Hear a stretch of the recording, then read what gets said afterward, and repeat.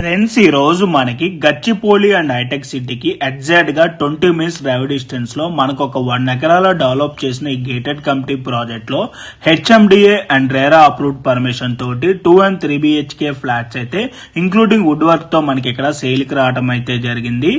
మనకి ఇక్కడ వచ్చేసి ఈచ్ ఫ్లోర్ లో 19 ఫ్లాట్స్ ఉంటాయండి. టోటల్ గా ఈ బిల్డింగ్ లో 95 ఫ్లాట్స్ అయితే ఉంటాయి.